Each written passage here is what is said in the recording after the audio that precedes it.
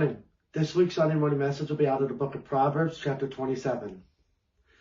Do not boast about tomorrow, for you do not know what a day may bring forth. Let another man praise you, and not your own mouth. A stranger, and not your own lips. A stone is heavy, and sand is weighty. But a fool's wrath is heavier than both of them. Wrath is cruel, and anger a torrent. But who is able to stand before jealousy? Open rebuke is better than love carefully concealed.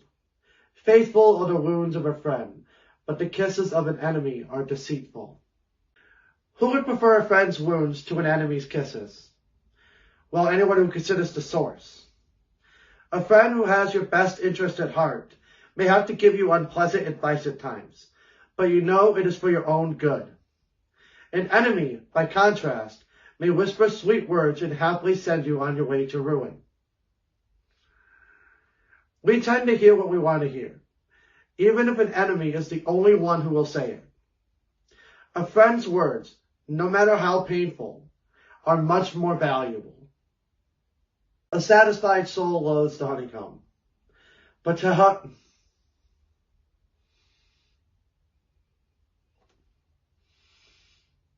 A satisfied soul loathes the honeycomb, but to a hungry soul, every bitter thing is sweet.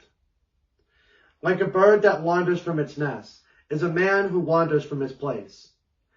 Ointment and perfume delight the heart, and the sweetness of a man's friend gives delight by hearty counsel.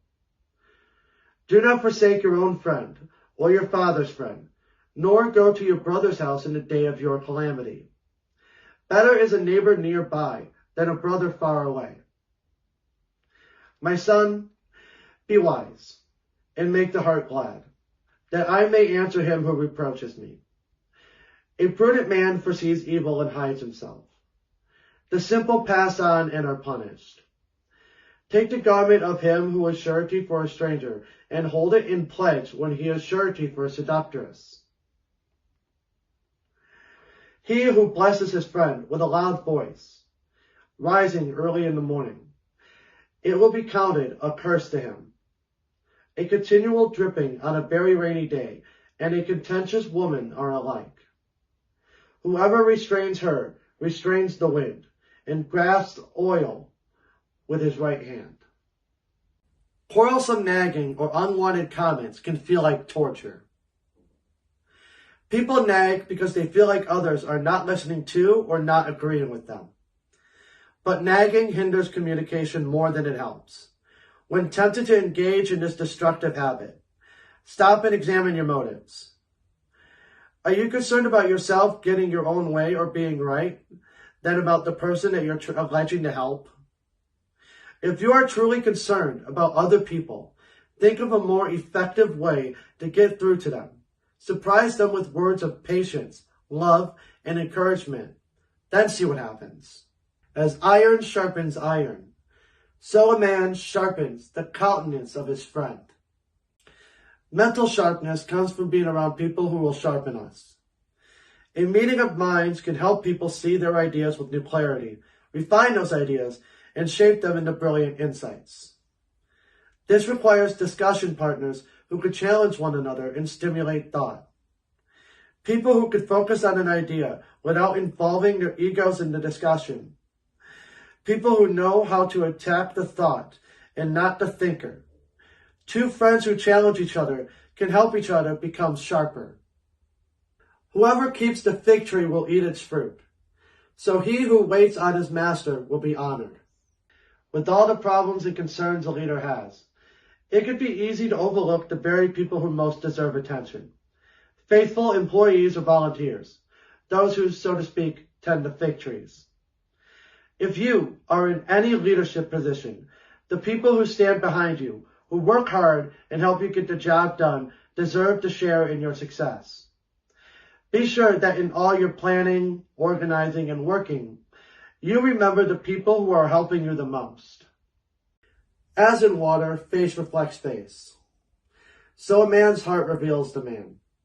Hell and destruction are never full, so the eyes of man are never satisfied. The refining pot is for silver, and the furnace for gold. and a man is valued by what others say of him. Though you grind a fool in a mortar, with a pestle along with crushed grain, yet his foolishness will not depart from him. Praise tests a person, just as high temperatures test metal. How does praise affect you? Do you work to get it? Do you work harder after you've gotten it? Your attitude toward praise tells a lot about your character. People of high integrity are not swayed by praise. They are attuned to their inner convictions, and they do what they should, whether or not they are praised for it. Be diligent to know the state of your flocks, and attend to your herds. For riches are not forever, nor does a crown endure to all generations.